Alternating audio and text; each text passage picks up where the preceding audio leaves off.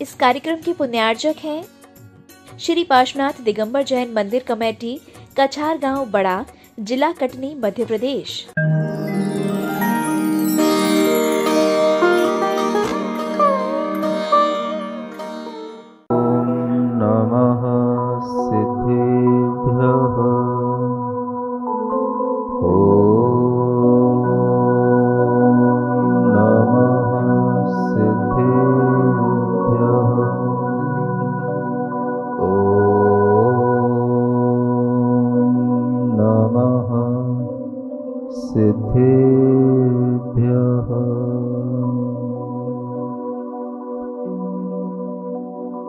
आओ कथा हम तुम्हें प्रभु की सुनाते,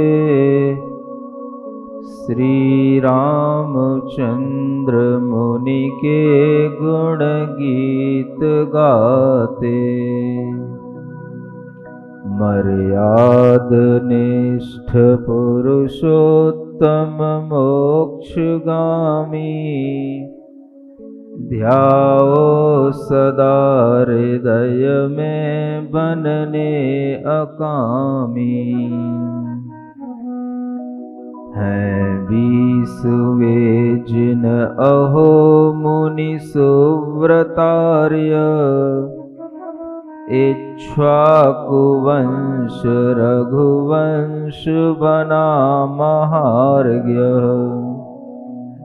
श्री राम लक्ष्मण तथा भरतेश भाई, शत्रुघ्न साथ सबने यश कीर्ति पाई। थे अष्टमें बहुगुणी बलभद्र राम, अत्यंत प्रेम युत लक्ष्मण भ्रात नाम। सीता सती जनक राज सुताति प्यारी, जो शील रूप गुण खानी प्रसिद्ध नारी। देवाधिदेव 1008 श्री वर्धमान महावीर भगवान की,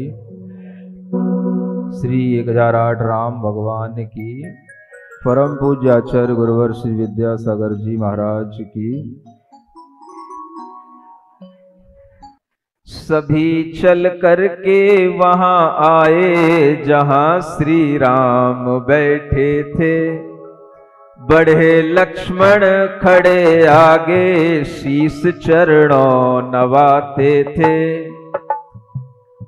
कहा भाई सिंहोदर को तुम्हारे पास लाया हूं, हुआ है युद्ध वहां भारी, विजय पाकर के आया हूं। पड़ा चरणों में सिंहोदर, गिरी चरणों में रानी भी।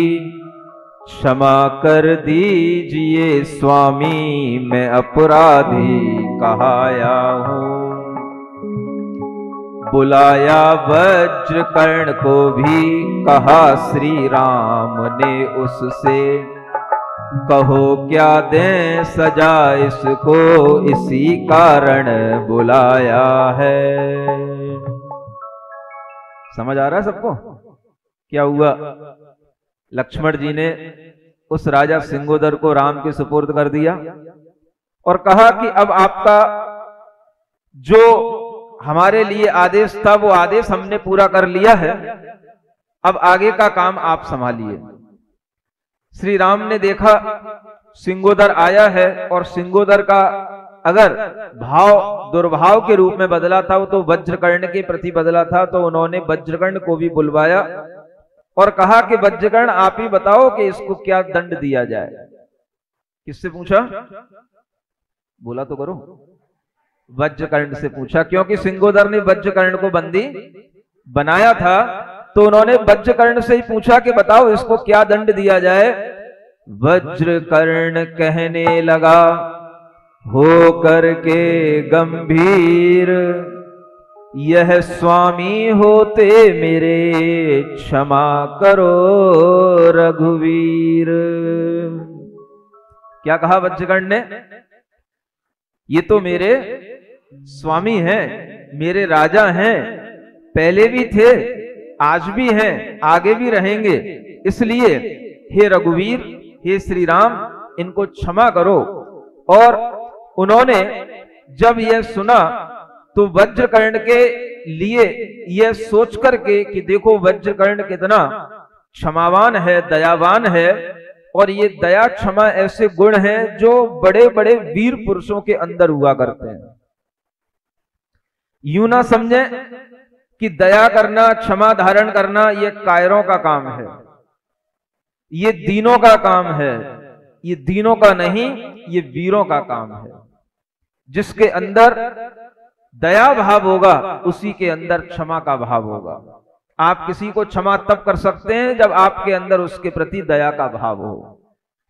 अगर आप में दया का भाव नहीं है तो आप ऊपर ऊपर की क्षमा करेंगे, लेकिन भीतर से क्षमा तभी होगी जब आप उसके प्रति दया, करुणा का भाव उसके प्रति रखेंगे।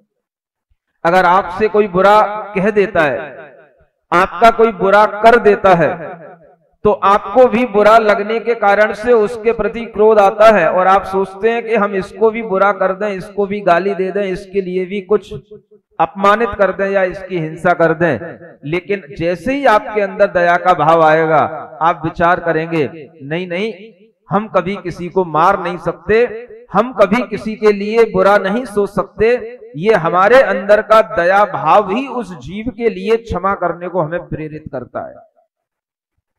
तो क्षमा जब भी आपके अंदर आएगी, दया पूर्वक आएगी, और वही क्षमा क्षमा मानी जाती है जिसमें दया का सद्भाव हो। इसलिए आपके अंदर जितना दया का भाव बढ़ेगा, धर्म का भाव उतना ही बढ़ेगा, क्योंकि दया धर्म का मूल है। पाप मूल, बोलो, अभिमान। पढ़े लिखे नहीं हो क्या? थोड़ा बहुत भी इतनी तो सुना होगा कहीं ना कहीं। दया धर्म का मूल है, पाप मूल अभिमान। तुलसी दया न छानिए, जब तक घट में प्राण। सुना है ना सभी ने? सबने कहा है। तब तक दया नहीं छोड़नी चाहिए जब तक हमारे घट में प्राण है। जो जीव जीना चाहते हैं उन्हें जीने दिया जाए। किसी को भी हम मारे नहीं, किसी भी जीव की जिंदगी हम उसके ही जीवन चलते हुए बर्बाद ना करें, किसी भी जीव की जिंदगी का हम बीच में घात ना करें। ये भाव दया का भाव कहलाता है। इसीलिए जो दयालु पुरुष होते हैं वो कभी किसी जीव को मारते नहीं है। न वो किसी चूहे को मारते हैं, न बिल्ली को मारते हैं, न मुर्गी को मारते हैं, न मछली को मारते हैं, न गाय को मारते हैं, न किसी भैंस आदि कोई भी जीव को कभी भी मारते नहीं है। जिनके अंदर दया का भाव होगा वही धार्मिक जीव कहलाएंगे। और धर्म का मूल क्या है? दया धर्म का मूल है। इसलिए कभी भी अपने को हिंसा नहीं करनी चाहिए। अगर अपने द्वारा किसी भी जीव की हिंसा होती है तो ये बहुत बड़ा पाप होता है। इसीलिए मांस खाना बहुत बड़ा पाप माना जाता है। दुनिया में इससे बढ़कर के कोई पाप नहीं है। एक कण मांस भी खाना नरक गति में जाने वाले पाप का बंद कराने वाला होता है। इसलिए जो दयालु हृदय वाले जीव होते हैं, जो सज्जन पुरुष होते हैं, जो अपने अंदर धर्म को धारण करना चाहते हैं, वह कभी भी किसी जीव को न मारें और न उसको मार करके उसका मांस आदि खाने का मन बनाए। मांस जब भी मिलेगा किसी ना किसी जीव का वध करके ही उत्पन्न होता है। आप बताओ, मांस कभी किसी पेड़ों पर लटकता है? किसी ना किसी जीव की हिंसा की गई होगी, उसे जबरदस्ती पकड़ा गया होगा, उसे जबरदस्ती मारा गया होगा, तभी जाकर के उस जीव से वह मांस उत्पन्न होता है और उस मांस को भी लोग भोजन की तरह लेते हैं। ये बहुत बड़ी निर्दयता कहलाती है। जिनके अंदर ऐसी निर्दयता होगी वो जीव कभी भी उन्नति नहीं कर सकते, उनका कभी भी आत्मा स्वर्ग में नहीं जा सकता, उन्हें इस लोक में भी अच्छा सुख नहीं मिल सकता, क्योंकि पाप का बंध उनके लिए निरंतर होता रहेगा। इसलिए सभी महापुरुषों ने कहा कभी भी किसी जीव को न मारना चाहिए, न किसी जीव का कभी भी मांस खाना चाहिए। मांस सबसे गंदी चीज है। दुनिया में इतनी अच्छी अच्छी चीजें बनी हुई हैं खाने के लिए, उन्हें छोड़ करके जो लोग गंदा सड़ा गला किसी के शरीर का कटा पिटा मांस खाते हैं, उनसे गंदा जीवन और किसी का हो ही नहीं सकता। उनके विचार कभी भी अच्छे हो ही नहीं सकते। इसलिए मांस खाने वाले लोग कभी भी दयालु नहीं हो सकते, उनके अंदर कभी धर्म नहीं आ सकता, उनके अंदर कभी भी क्षमा भाव तो आ ही नहीं सकता, क्योंकि उनके विचार हमेशा तामसिक विचार रहेंगे, क्योंकि वो हमेशा तामसिक भोजन कर रहे हैं। सात्विक भोजन करने वाले लोगों के विचार सात्विक होते हैं। इसलिए भोजन जैसा किया जाएगा आपके विचार वैसे बनेंगे, आचरण आपका उसी तरह का होगा। आप अच्छा भोजन करें, कभी किसी जीवों को मार कर ना खाएं, प्रकृति से हमें जो मिला है उसका सेवन करें। पेड़ पौधे ये प्रकृति की देन है।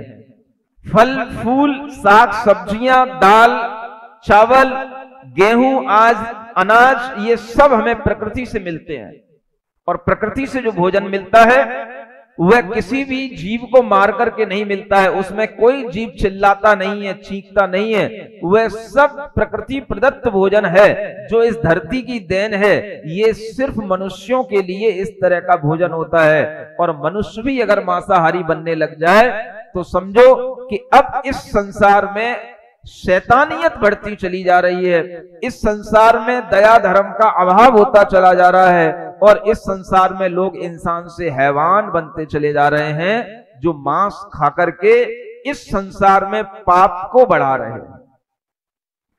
इसलिए जो लोग ये रामचरित पढ़ते हैं, श्री राम को अपना आदर्श मानते हैं, वो ध्यान रखें श्री राम ने कभी भी अपने जीवन में मांस आदि का सेवन नहीं किया, कभी किसी जीव को उन्होंने मारा नहीं, बल्कि सबको बचाया। और उनका यह भाव देखो कि वह जब बड़े बड़े शत्रु राजाओं को भी अपने पास में बुला लेते हैं तो भी वो उनको मारते नहीं है। वो चाहते तो सिंगोदर को भी मार सकते थे, लेकिन उन्होंने मारा नहीं। क्षत्रिय पुरुषों का काम होता है केवल बस सीख देना, समझ देना। वो आया, उनके चरणों में प्रणाम किया, उसने अपने अंदर ये भाव स्वीकार किया कि हाँ ये मेरी गलती थी, और वह गलती स्वीकार करने से ही वह राम समझ गए कि इस व्यक्ति के लिए इतना ही क्षमा कर देना हमारे लिए पर्याप्त है। और वह पूछते हैं वज्रकर्ण से, तो वज्रकर्ण भी चूंकि दयालु था, जिन धर्म का सेवक था, इसलिए वो भी कह देता है प्रभु इनको क्षमा कर दीजिए। क्षमा सबसे बड़ा गुण है, सबसे बड़ा धर्म है। तो वही बात जब आगे कही जाती है, क्षमा करो रघुवीर दया ही धर्म मुख्य में जानू, नहीं सताऊं किसी जीव को इनसे बैर न मानूं। दोनों में करवाई मित्रता, राज बांट दिया आधा, सेना संपत्ति अर्ध कोष भी सब में हो गया साझा, सब में हो गया साझा। साझा माने क्या हो गया? आधा हो गया, साझा साझा हो गया। माने सिंगोदर और कर्ण वज्रकर्ण इन दोनों राजाओं को बुला करके उनकी मित्रता भी करवा दी। सिंगोदर का आधा राज्य वज्रकर्ण को दे दिया, उसकी सेना, उसकी संपत्ति, उसका कोष, सब कुछ आधा करा करके दोनों में साझा करा दिया। और इस तरह से दोनों में मित्रता कराने के बाद में वे वज्र कर्ण और सिंगोदर प्रीति बढ़ावन आज, कन्या लाए 300 लक्ष्मण जी के काज। सुन रहे हो? लक्ष्मण जी बड़े महापुरुष थे और जैन रामायण में बताया जाता है कि जो जितना बड़ा महापुरुष होता है उसकी उतनी ज्यादा रानियां होती हैं। क्या सुन रहे हो? बोला तो करो, सुन रहे हो कि नहीं? जो जितना बड़ा प्रतापी होगा, बलवान होगा, उसके पास में उतनी ज्यादा रानियां होंगी। सुख संपत्ति, अनेक तरह की कन्याओं के लाभ उन्हें पूरे वन में होते चले जाते हैं। जब इन वज्रकर्ण और सिंगोदर के बीच में प्रीति हो गई तो वहां इनकी और अनेक राजाओं की 300 कन्याएं लक्ष्मण जी के लिए ब्याहने के लिए आ गई। लक्ष्मण जी से इतने खुश हो गए लोग। कितनी कन्याएं? 300। बड़े बड़े राजा होते हैं, उनकी हजारों हजारों कन्याएं होती हैं, हजारों हजारों उनकी पत्नियां होती हैं। सबसे बड़ा राजा होता है चक्रवर्ती। क्या बोलते हैं उसको? बोलो तो। कौन सा चक्रवर्ती? एक चक्रवर्ती का नाम याद है? मिथुन चक्रवर्ती बोल रहे हो क्या? ये तो केवल नाम के चक्रवर्ती है। सबसे पहला इस युग में होने वाले भगवान ऋषभ देव के पुत्र भरत सबसे पहले चक्रवर्ती थे। उन भरत चक्रवर्ती का ही एक बहुत बड़ा पार्ट अभी यहां जब पंच कल्याणक होगा तब आपको दिखाया जाएगा। भरत और उनके भाई थे बाहुबली। ये भगवान ऋषभ देव के 2 बड़े बड़े पुत्र थे। 100 पुत्रों में 2 पुत्रों का नाम विशिष्ट रूप से आता है। तो ऐसे भरत चक्रवर्ती के नाम पर जो ये भारत देश चलता है, उन भरत चक्रवर्ती की 96,000 रानियां थीं। सिरिजिणवाणी जग कल्याणी, जग जन मदतम मोहरी, जनमण हारी गढ़हर हारी, जम जरा भव रोग हरी, तिथ्य राणम दिव्य झुणिम जो पढ़ई सुनई मय्ये धारई, राणम सौख मणंतम धर्य, सासद मोक्ष पदम पावई, सासद मोक्ष पदम पावई।